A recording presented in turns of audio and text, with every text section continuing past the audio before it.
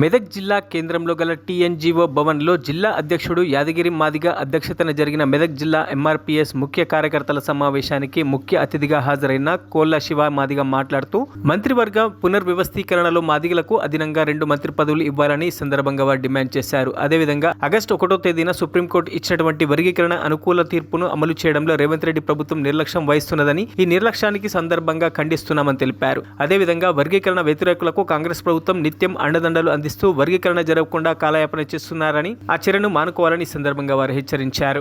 ఉమ్మడి మెదక్ జిల్లా నూతన కమిటీల నిర్మాణంలో భాగంగా ఈరోజు మెదక్ జిల్లా కేంద్రంలో ఒక సమావేశం ఏర్పాటు చేయడం జరిగింది. మందకృష్ణ మాదిగ గారి ఆదేశాల మేరకు తెలంగాణ రాష్ట్రంలో ప్రతి జిల్లాలో నూతన కమిటీల నిర్మాణం ప్రక్రియ చేపట్టడంలో భాగంగా ఈ నెల 19వ తారీఖు సిద్దిపేట జిల్లా కేంద్రంలో మాదిగ విద్యార్థుల ఉమ్మడి జిల్లా మహాసభని ఏర్పాటు చేయడం జరుగుతుంది. ఆ కార్యక్రమానికి మందకృష్ణ మాదిగ గారు కూడా హాజరవుతున్నారు. కాబట్టి ఉమ్మడి మెదక్ జిల్లాలో ఉన్నటువంటి ప్రతి మాదిగ విద్యార్థి ఆ యొక్క సమావేశానికి, ఆ యొక్క మహాసభకు హాజరై మాదిగ విద్యార్థుల సత్తాను చాటాల్సిన అవసరం ఉంది. ఈరోజు రేవంత్ రెడ్డి ప్రభుత్వం మాదిగల్ని మోసం చేస్తూ నోటిఫికేషన్ల మీద నోటిఫికేషన్లు ఇస్తూ మన జాతిని తీవ్రంగా అన్యాయం చేస్తుంది. కాబట్టి దాన్ని తిప్పికొట్టాల్సిన అవసరం ఉందని తెలియజేస్తూ ఈ నెల 19వ జరిగే సమావేశానికి మాదిగ విద్యార్థులు హాజరై విజయవంతం చేయాలని కోరుతున్నాను. మరిన్ని అప్డేట్స్ కోసం మా ఛానల్ని సబ్స్క్రైబ్ చేయండి.